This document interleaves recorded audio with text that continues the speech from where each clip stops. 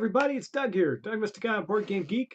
Doug Herring on YouTube. Also, check me out on Doug's Digital Board, where I do live streaming for video games and board game style video games, or games that act like board games, or maybe emulate board games, or are board games that have been translated into video games, as well as you follow me on Twitch at Doug Mr. Guy.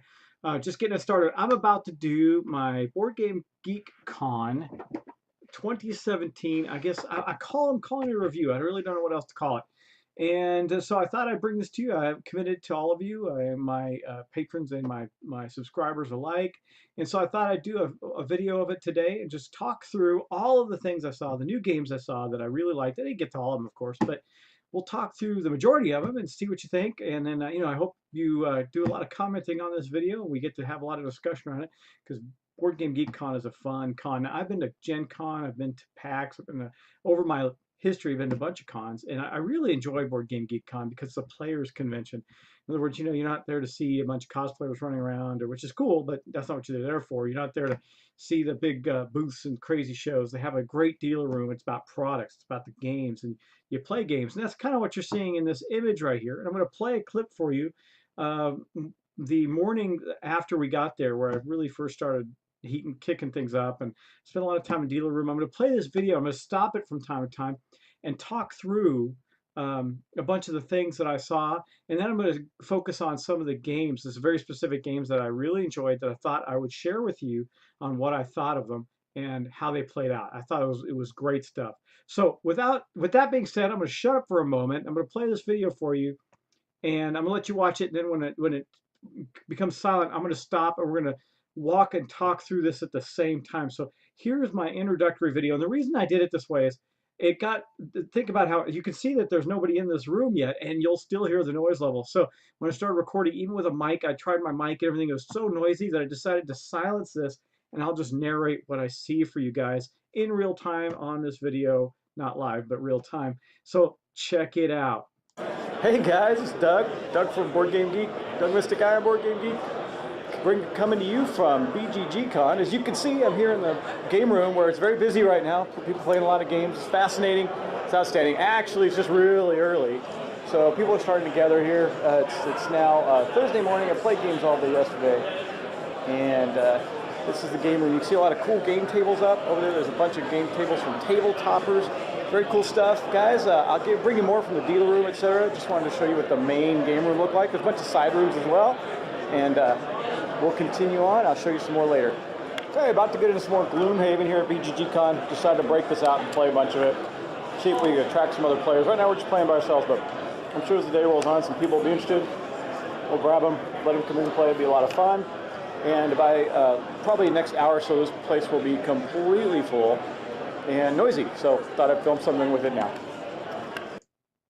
Okay, well here's where I kind of made it go silent. I'm just going to walk you through some of the things that I saw there. I think you'll really enjoy it.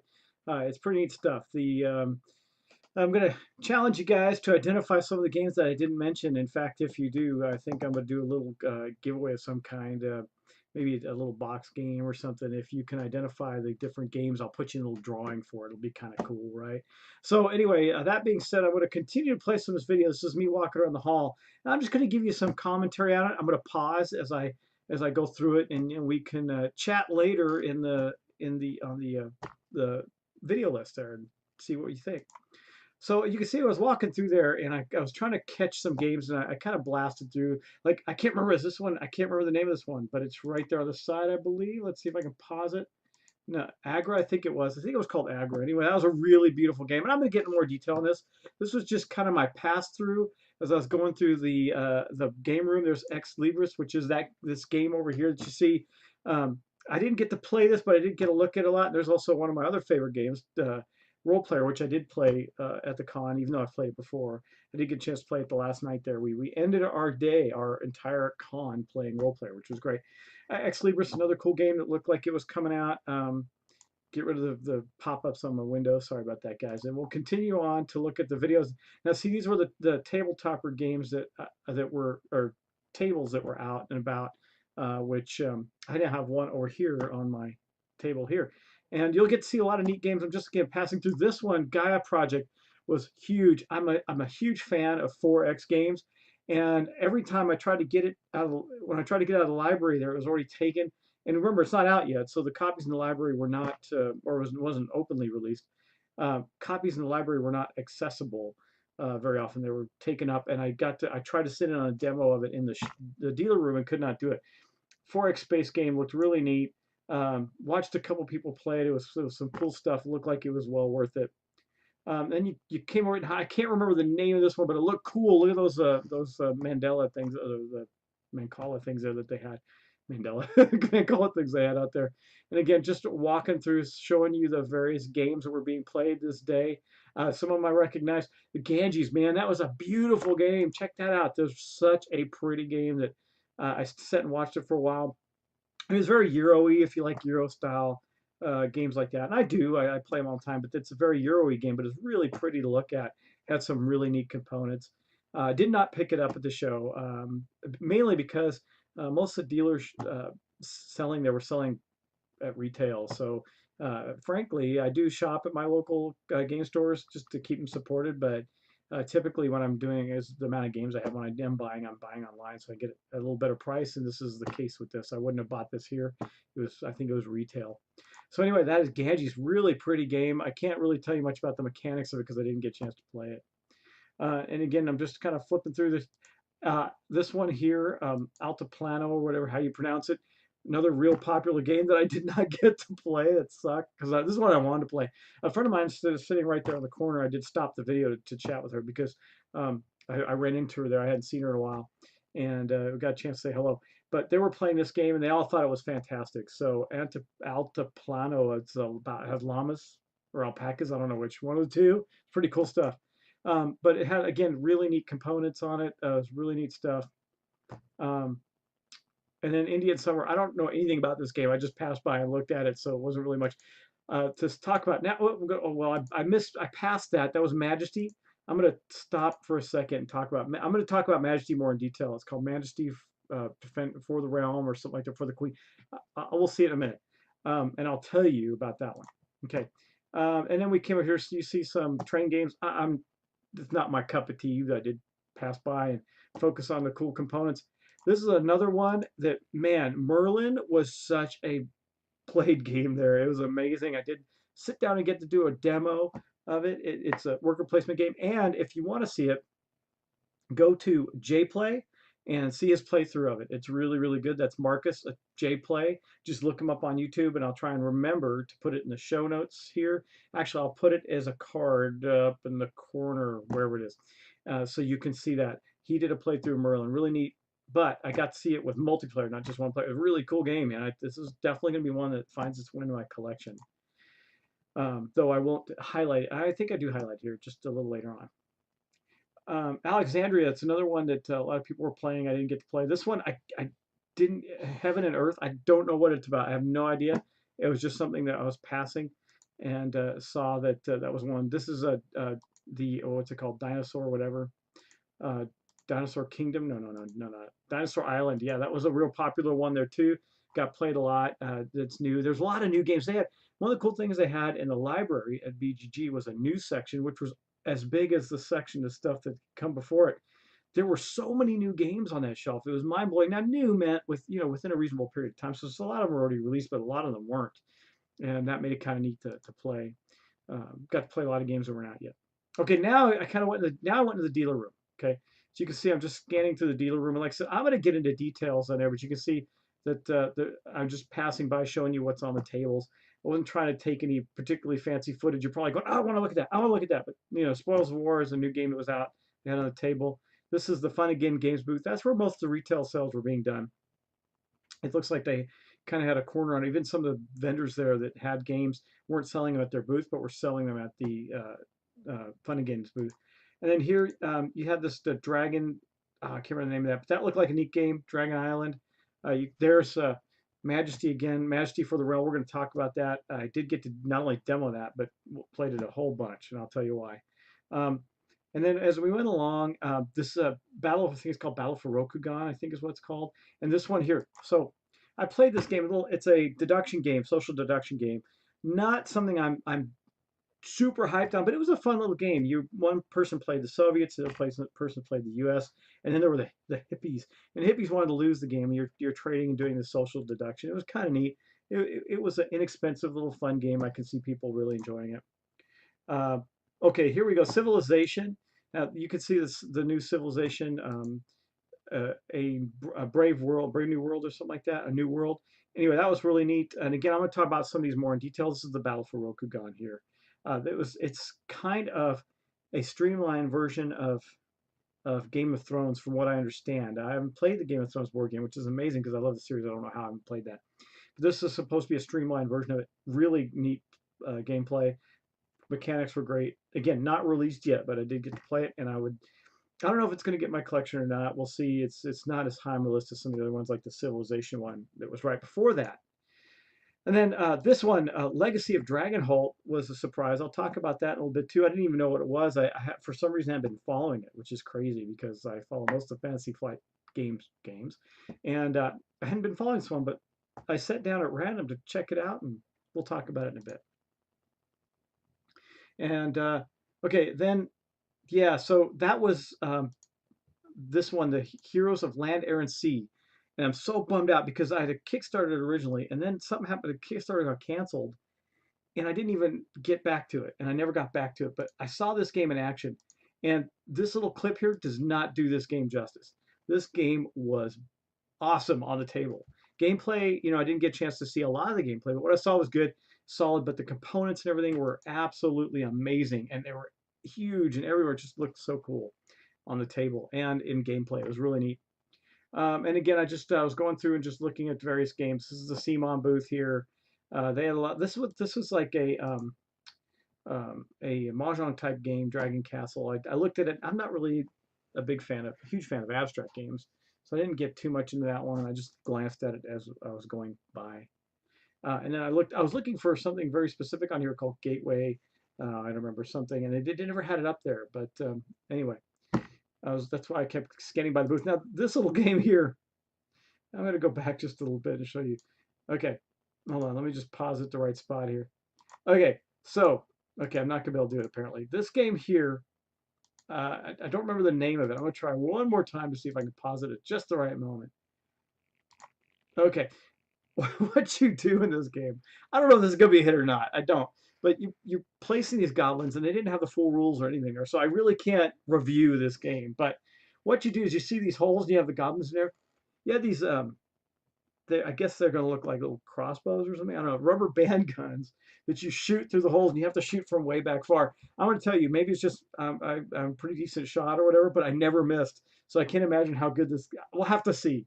But keep an eye on this when it comes out. It was fun. I mean, we got a kick out of placing our goblins and shooting each other's goblins in there. But yeah, I don't think I don't think I ever missed one of the goblins, no matter how you tried to angle it or put it in there. I hit it every time, and I was way back from the table because you can't get any closer than the edge of the table to shoot from.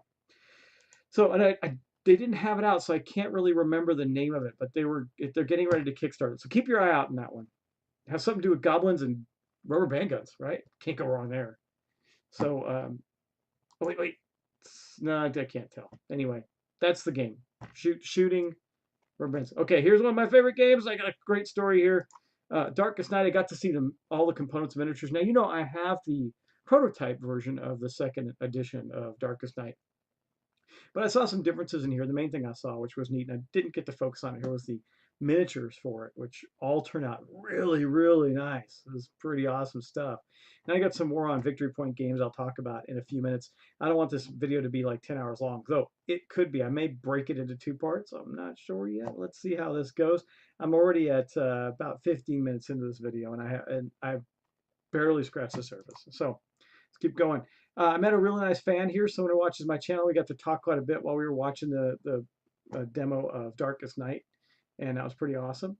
And then over here, the Renegades. The reason I highlight this is not Renegades though. This was War of the Gods, I think it is. Yeah, by Victory Points Games. Really neat. Everybody's playing it. Really enjoyed it. I did not sit down and play it. Okay, this is Clanking Space. Can't go wrong there. I love Clank. Clank's a great game, and this is the modular board space version of it, which is supposed to be really cool. And then I don't even remember the name of this. I think if I pan up enough, like a Dark Legacy, and Buffy, I just was kind of going by there and just checking them out as we go. That's Legendary Buffy, by the way. it's gonna be a different game coming out. And then Wrathborn is I think it's a card game if I recall correctly. Now again, I was just panning through the second showroom here.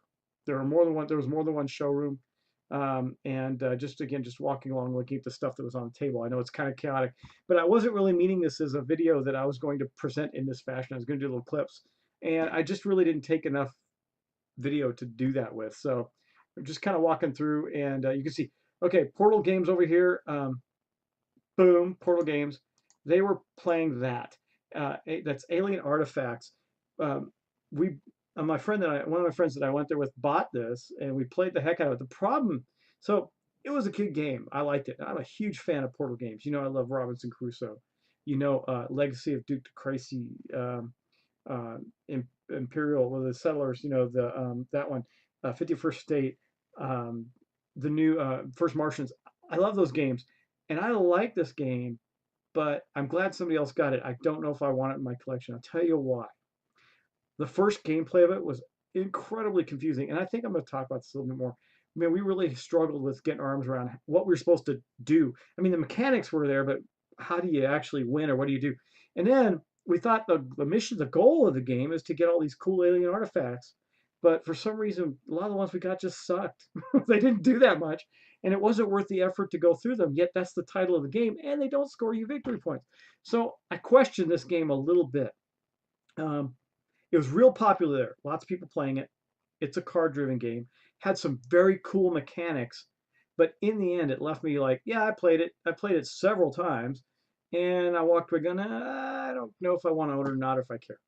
And that's bad. But anyway, that is Alien Artifacts that we looked at quite a bit. You can see it being played there on the table. Let me pause again.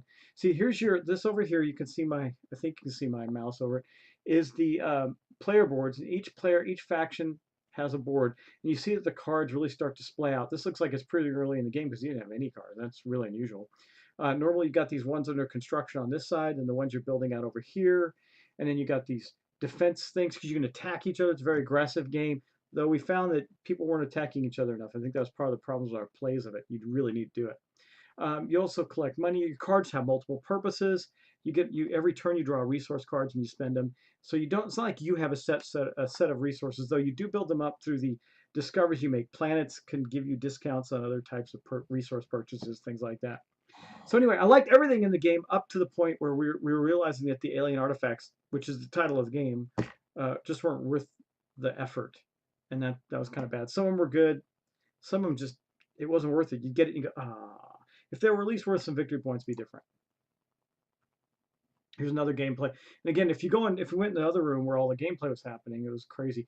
This is a Star Trek Ascendancy. Man, I played this game. It was a cutthroat, brutal game, man. And they had two big giant tables of it going, which was pretty neat. And then this one kind of took me by surprise right here. Let me see if I can get a little. There you go. Boom.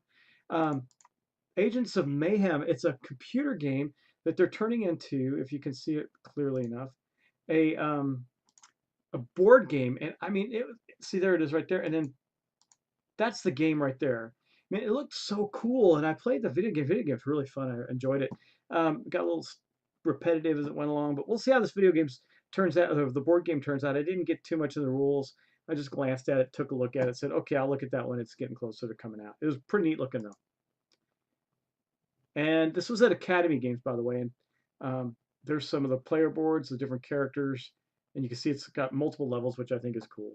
And then you got into the big Academy board games, war games, which I'm not that into. I love Thief, which you saw over there a bit, and then also the Freedom, the Underground Railroad's a really good game by them. But I'm not a huge war gamer. This was like, oh, okay, this one's great too. The two games here were Rambo, which is coming out, and Big Trouble in Little China. Hold on, I'm gonna shut that up. I don't even want to hear it. Man, I hate having a phone in my office. It's a disaster. All right. Anyway, so this was Rambo right here, and I checked that out. It looks fun, but Big Trouble in Little China looks awesome. Cannot wait to get this game. I did pre-order it a year or so ago, whenever they did the pre-orders. They said what they're waiting for is whoever the owner of 20th, I don't remember which, Warner Brothers, whoever, to approve the final stuff of the game, and it's going into print, and then it'll be done and out. So I'm really looking forward to that. And keep getting these pop-ups. I hate that. I should disable them. Okay, and then let me see, where was it? Daily Magic Games just went by there. I don't remember what I looked at on their table, but I did stop to look at it and again walk through. Oh, and then I spent a lot of time. That's Ares Games, and there is Sword and Sorcery. Can't go wrong there. That game, I've played it on my channel. You've seen it a whole bunch. They told me the Wave 2 stuff is coming, and I saw the app for Wave 2 coming out. They said everything's shipping. It's happening, and there's going to be more content for this really excellent dungeon crawling game, Sword and Sorcery. Really good stuff. Can't wait to see more on that. And this was the Broken Token booth, man. I just wanted to show you their cool booth. Broken Token does inserts for games. Really good stuff. Probably the best inserts out there. There's them and Daedalus, I think. Daedalus are the two. I think they were down the road. This is Ganges again. And this is getting toward the end of the video portion of this video. I think I'm just going to keep going. I'm 20 minutes in. If I can turn this into a 45-minute video on BGGcon, I think that'll be satisfactory for everybody. I'm guessing. We'll have to see. Okay, this one here, Professor Evil and the Citadel of Time. Set down to, as soon as they set up, I had set down to play on this one, and I was absolutely certain this was going to be a game that would fit in my repertoire very well. It's cooperative. It's got a really neat story behind it. It's very cool. You play individual characters with asymmetrical powers. It's cool. Has all the elements I would like. And I still think I do, but I only got to play it once. And here was my challenge with it. We were going along. I thought we were doing fine. And then suddenly there was like this trifecta of things that happened in one turn where we went from all of us thinking that we might actually win, or at least be reasonably tight, to just losing. Boom, just like that. That concerned me. So I really wish I'd played some more of this to see if that was something that happened. Because that means some bad mechanics are in place when you lose like that. You just have no control over it whatsoever. And I didn't know how I felt about that. But anyway, the game, when we were playing, the game was fun. I was enjoying it a lot. And that's one of the reasons I kind of got frustrated when it ended so abruptly. I was like, what just happened? I don't understand. We just lost just like that. The board's really neat. Components are really neat. The mechanics are neat. And then suddenly we lost. That was very frustrating. Anyway, that's the end of my video, guys. So that's the video portion of it. Now I'm going to get on to some other things. So let me pull something up here. I got to get some things set up for you. As I'm doing this, first thing I'm going to talk about, it was Agra that I was mentioning before. And we're going to put some pictures up that you can see. This is Agra right here. And it has some really beautiful components. I did not get to play this, but I did want to show it to you because that's the box cover there, because it was really heavily played there, and it was an absolutely beautiful game. And I know that this little image isn't doing justice to the board and all that good stuff, but I did want to show that to you, just to show you what that looked like, and get that up on the board for you so you can see. It's man, a really pretty game. I wish I had gotten to play it, but I did not. Okay, so let's move on from there. I am going to show you next. Let's see. I need to keep this open. I got to quit closing it so I can show you. Next up, okay, it's going to be Citadels of Time.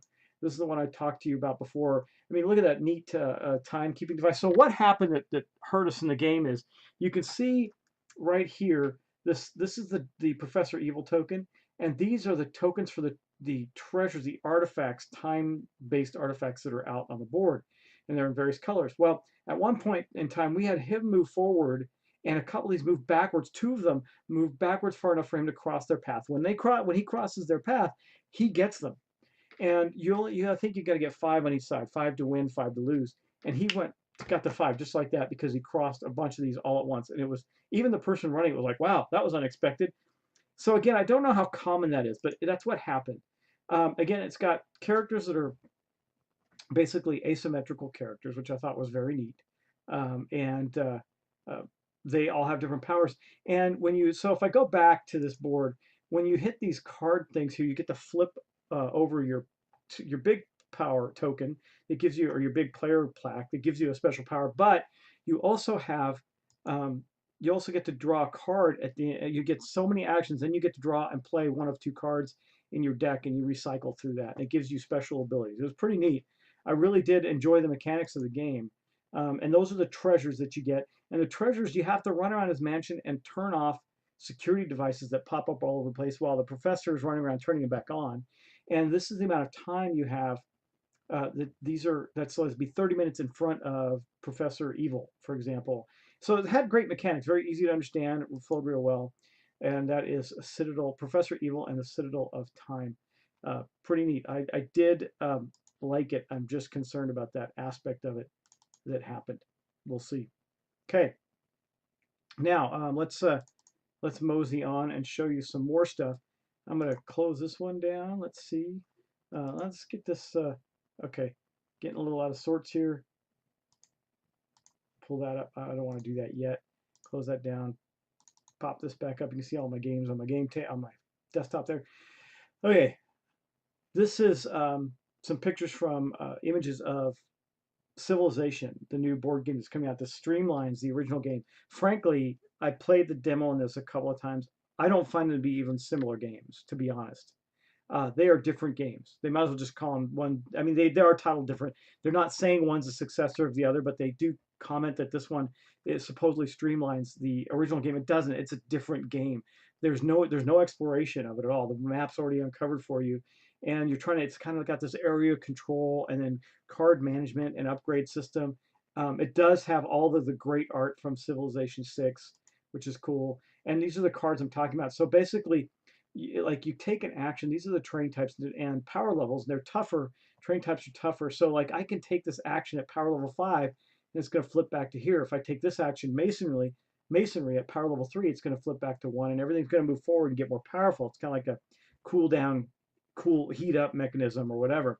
And terrain type's more difficult. So if you want to, like early Empire, if you want to get control of certain areas, like you wanted this to be as high as possible, like at mountains, because then you can control everything from mountains on down, for example.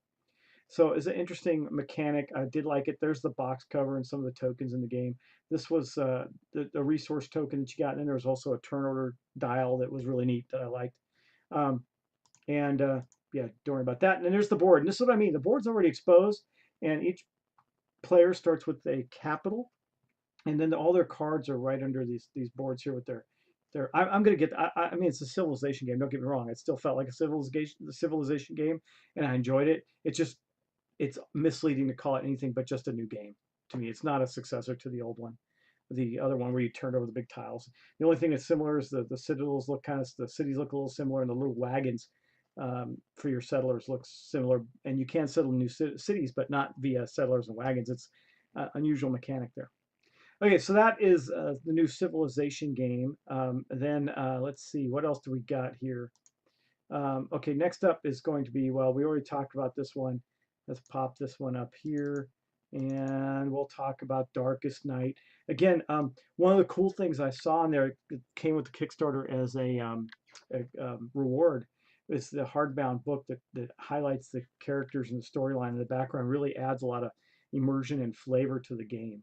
The game is gorgeous. I cannot wait to get my final copy. And like I said, I do have the prototype version of the second edition, which looks almost as good as this. It's pretty close, but I'm really looking forward to getting my final copy of it. Got to spend some time with Alan, who's the CEO of Victory Point Games, and talk to him about some things. In fact, he invited me on to be part of the testing team for Nemo's War. I'll talk about that in a little bit as well as we get onto another game. So that's the only picture I have of it up because I had it in the video and I've already talked about it before. So I'm not going to spend a lot of time on that. Okay, next up was a game by Cool Mini or Not that I'm going to talk about.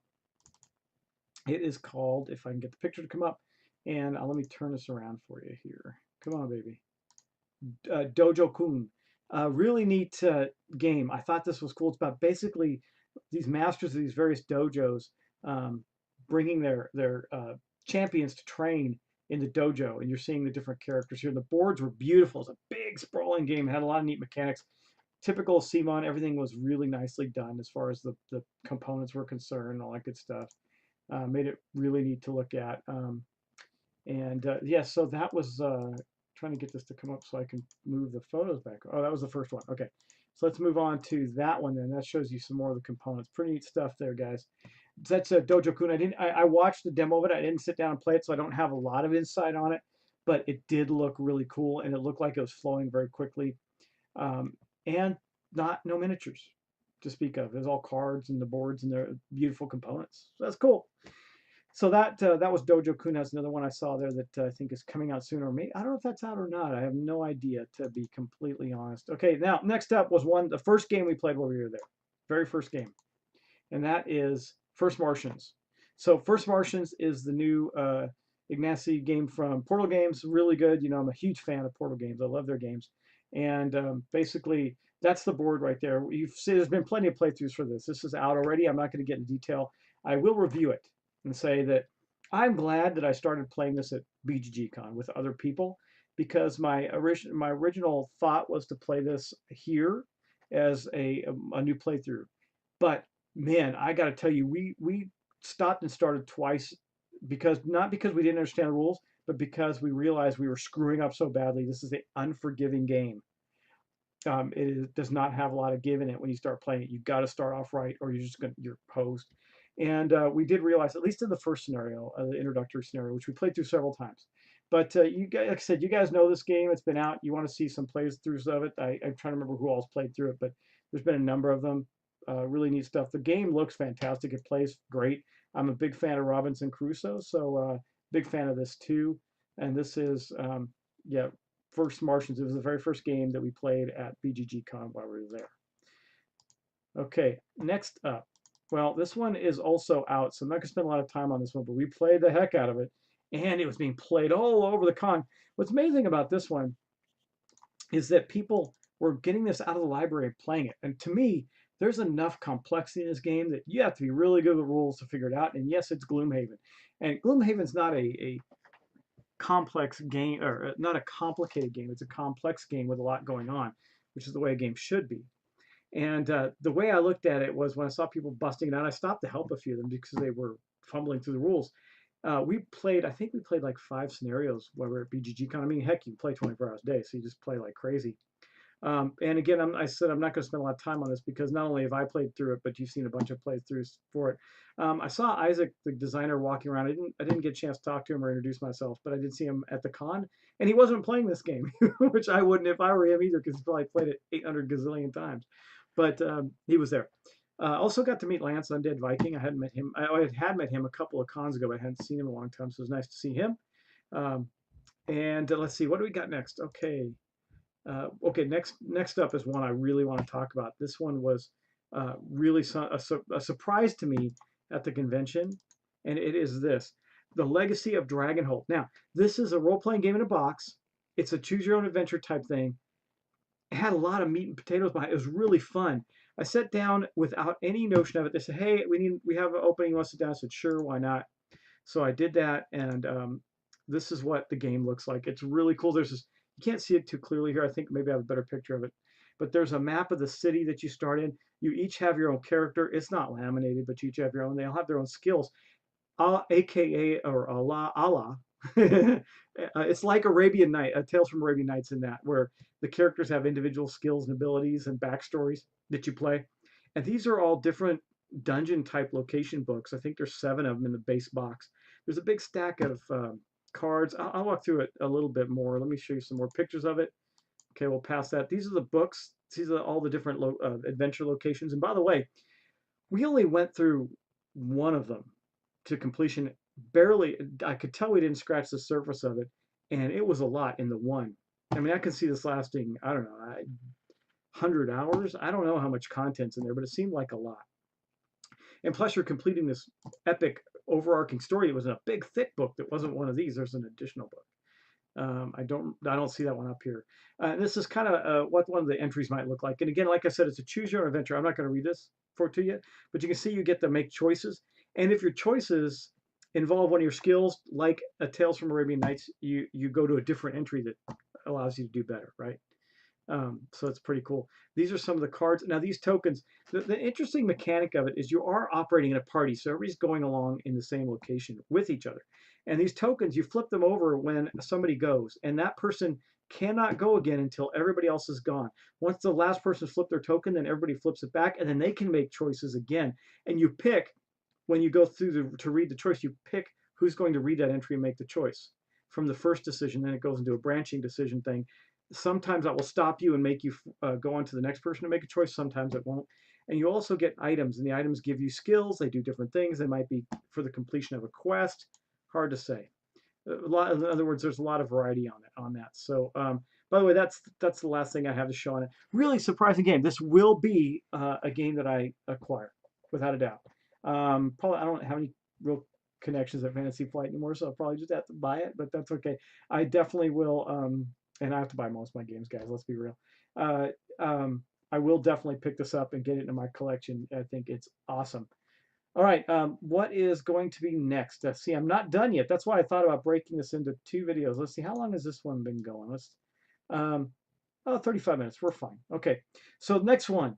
Okay, this was my favorite new game of the entire con. You're going to say, Doug, really? Because that's not really the typical type of game that you play. But yeah, this one was my favorite, without a doubt, of the con. Boom. Majesty for the Realm. This was not a complicated game, and that's what I loved about it. It's done by the same guy that did. Okay, I can see the cover up, but I'm totally blanking out. Oh God, the one with the gems, all the gems. Oh, blanking out. That's awful, guys. I'm so sorry. I can see it in my head, and I can't tell you the name of it. I will remember it when I've done the video and won't care anymore. But you guys will probably remember it and comment on it for me. Anyway, same designer, really cool streamlined game. This was definitely one of those, and it was so fun. They had a couple copies of it, even though it's not out yet. They had a couple copies in the library. I think it comes out next week or this week or something. And so we played the heck out of it. I'm going to go through some additional pictures real quick. I want to show you this. So actually, this isn't the where to start on this one. Let me go the last one I have. This is where to start. So each player has this tableau in front of them. You have this little town where you have your meeples. You can have a maximum of 5 meeples. If you get more, then you just collect money. And these are the coins in the game. They're heavy, like poker chip type coins. Really neat. And then you have these locations. You have mill, brewery, cottage, guardhouse, barracks, inn, castle, and the infirmary. And then you have these cards up here. That's a witch. That's a miller. The princess. This is a 2-sided card. You choose which way you want to face it when you take it. That's an innkeeper and a knight in the barracks. This is another miller, and then the brewer. So what you do on your turn is you're going to take the farthest. You can take the farthest most card for free. And if you don't want this card, then you place a meeple on the first card and you take the second card. If you don't want the second one, you place another meeple, take the third. And they go down below your various locations. Now what's cool about that is the locations activate something. So now I'm going to go back a picture and show you what that looks like. Here's the inn. So this is the innkeeper. You can see that it says when you place one of your innkeepers down here, this is building number 6, and the order is important because that is a victory point number at the end of the game, which I'll talk about in a second. You're going to get 4 coins. Coins are victory points. They're everything in the game. Also, in addition, everybody, because your innkeeper came and provided drinks for everybody else, including yourself, who has a brewer is going to get 3 coins. So again, you can play off other people's sets and what they're building. It's pretty neat. So that's one of the cards, and I'll show you another example. Let me show you a bigger one.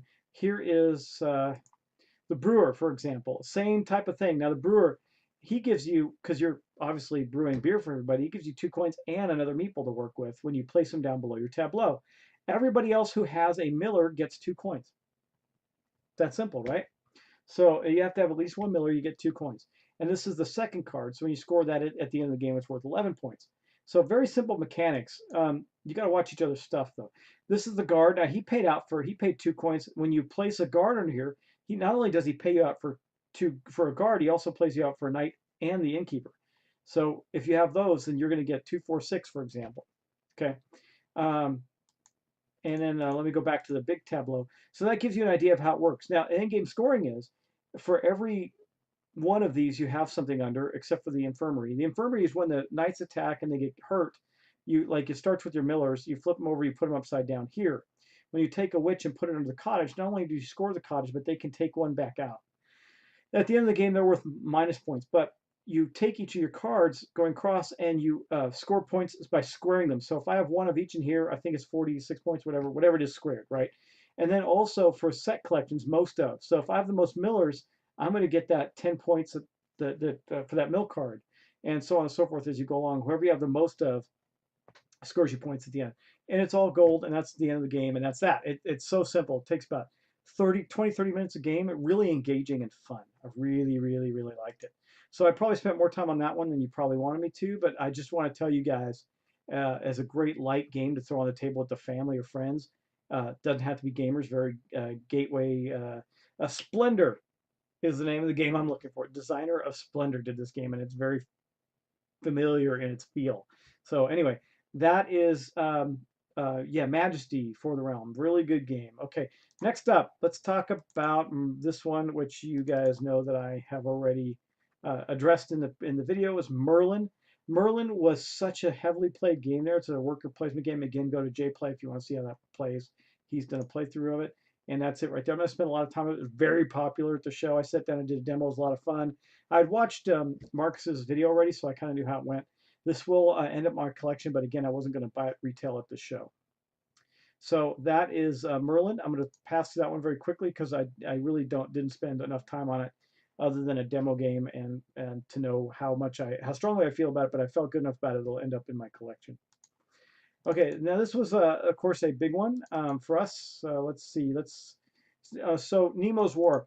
A friend of mine sat down and played Nemo's War with Alan. Actually, Alan walked him through it. You can't play it. There's a co-op mode, but it's a single-player game for sure.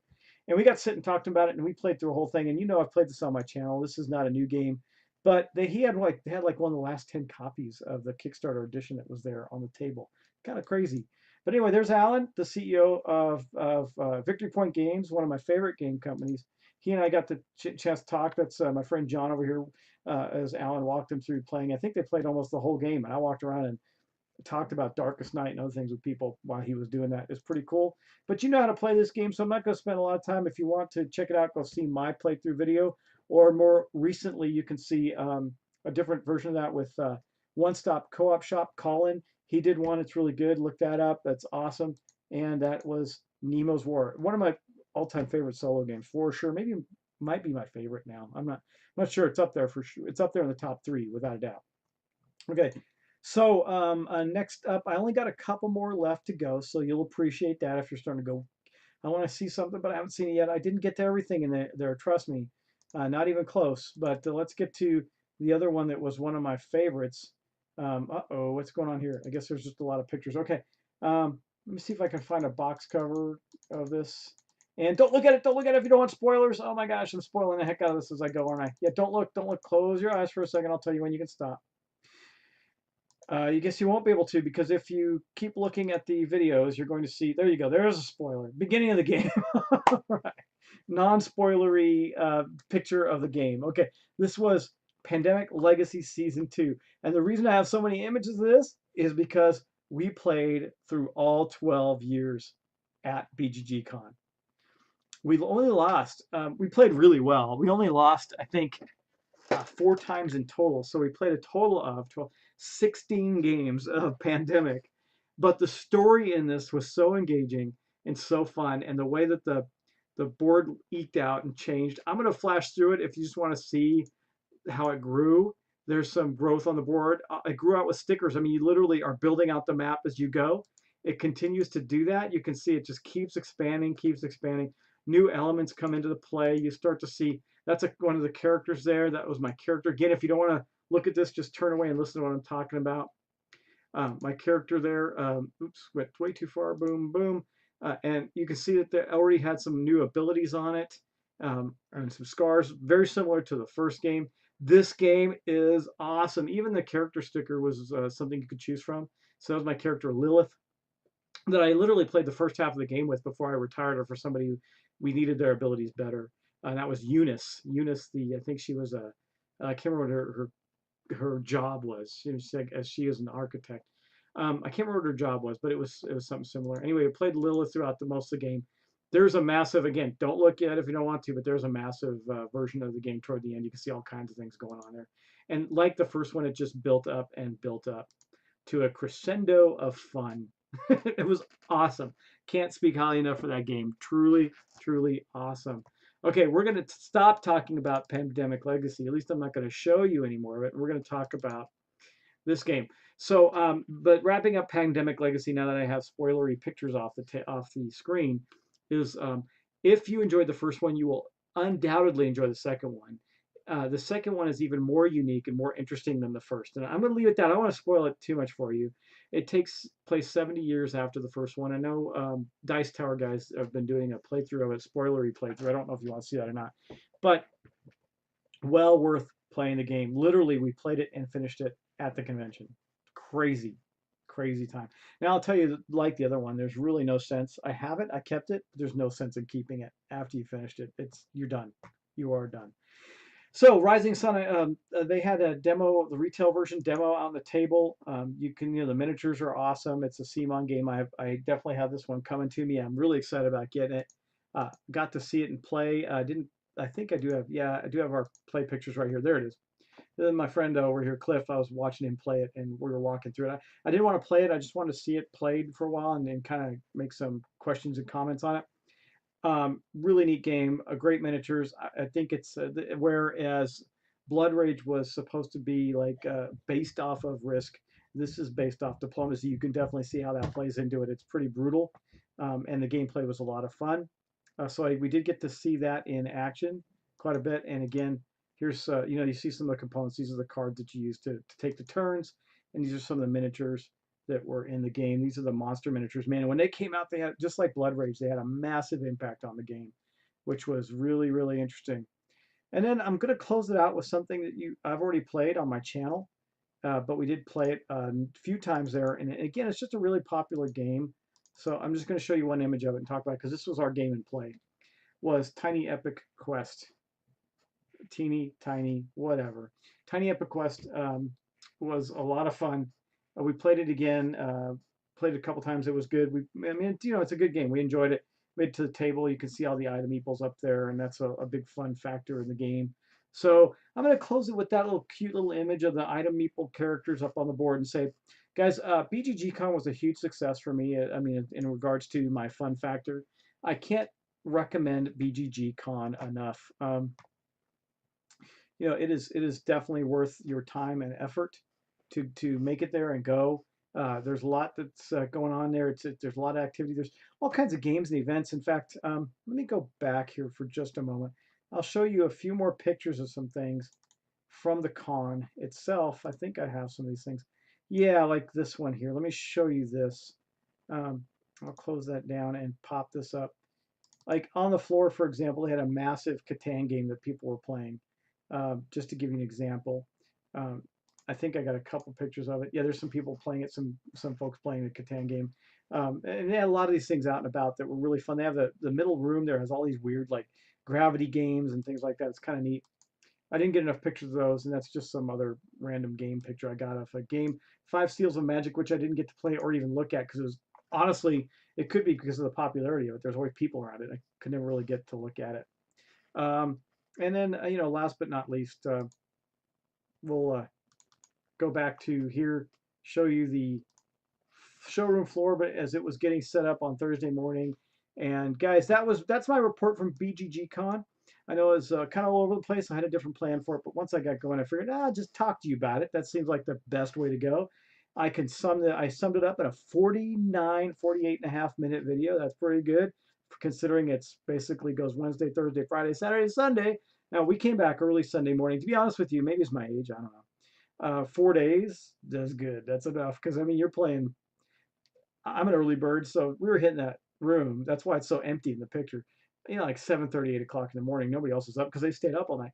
But we did too. I mean, we were going to bed at like at 1, 2 in the morning. Some people stayed up later, and then we get up and play again and just wash, rinse, repeat, keep going.